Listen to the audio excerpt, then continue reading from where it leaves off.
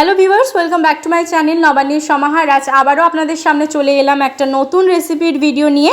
আজকে আমি বানাতে চলেছি কাঁচকলার একটা নতুন স্বাদের নিরামিষ রেসিপি। এই রেসিপিটা আমি কিভাবে বানাচ্ছি সেটাই আপনাদের সাথে চলুন তাহলে শেয়ার করে নিই। এই রেসিপিটা বানানোর জন্য এখানে আমি দুটো কাঁচকলাকে কেটে নিয়ে ভালো করে খোসা ছাড়িয়ে নিয়ে দেখুন এইভাবে করে কেটে নিয়েছি। এবার এটাকে আমি হলুদ জলে একটু ভিজিয়ে রেখেছি। বেশ কিছুক্ষণ হলুদ জলে ভিজিয়ে রাখার পর এবার এই কাঁচকলাগুলোর জল ঝরিয়ে আমি এটাকে অন্য একটা পাত্রের মধ্যে তুলে নিচ্ছি। এবার অপর দিকে আমি গ্যাস চালিয়ে কড়াই বসিয়ে দিয়েছি, তাতে আমি দিয়ে দিচ্ছি 1 চামচ গোটা জিরে। এবার এর মধ্যে আমি দিয়ে দিচ্ছি কিছুটা পরিমাণ ছোলার ডাল, দিয়ে দেবো কিছুটা পরিমাণ কারি পাতা। এবার এগুলোকে শুকনো কড়াইতে একটু ভেজে নিচ্ছি।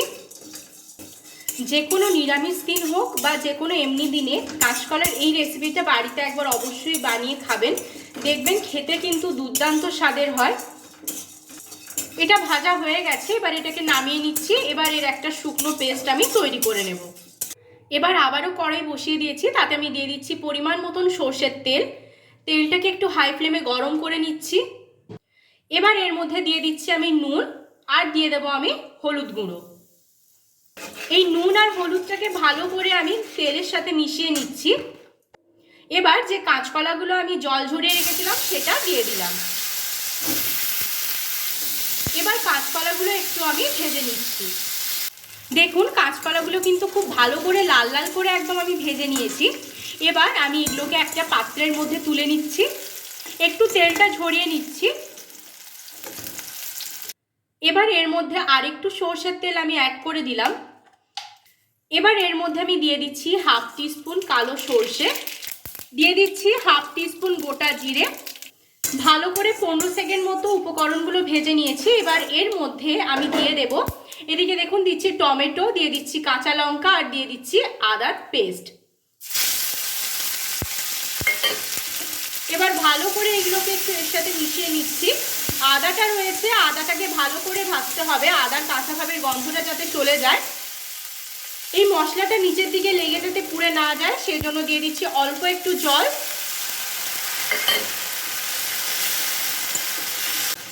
এখানে একটু অল্প আমি জল অ্যাড করেছি, কারণ এরপরে এখানে গুঁড়ো মশলা ব্যবহার করব, যাতে নিচের দিকে লেগে পুড়ে না যায় সেজন্য আগে থেকেই আমি জলটা ব্যবহার করেছি।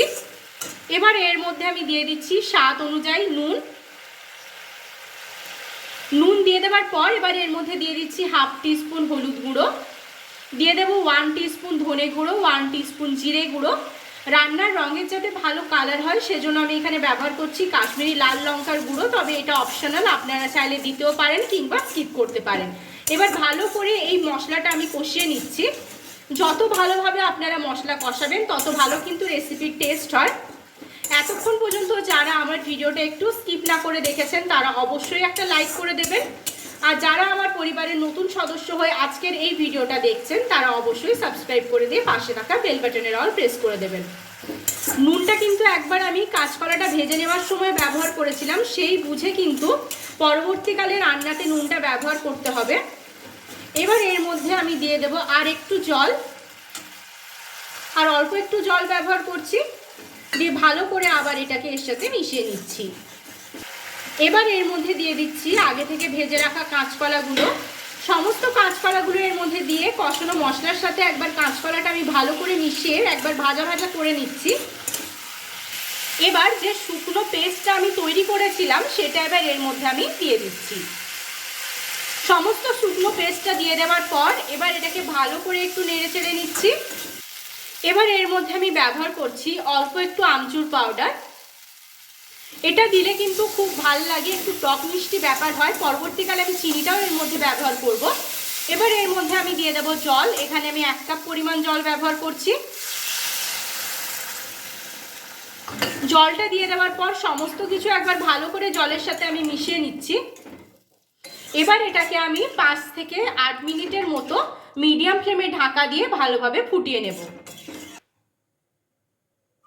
ফিরে এলাম আমি 8 মিনিট পর। এবার আমি ঢাকাটা সরিয়ে দিলাম।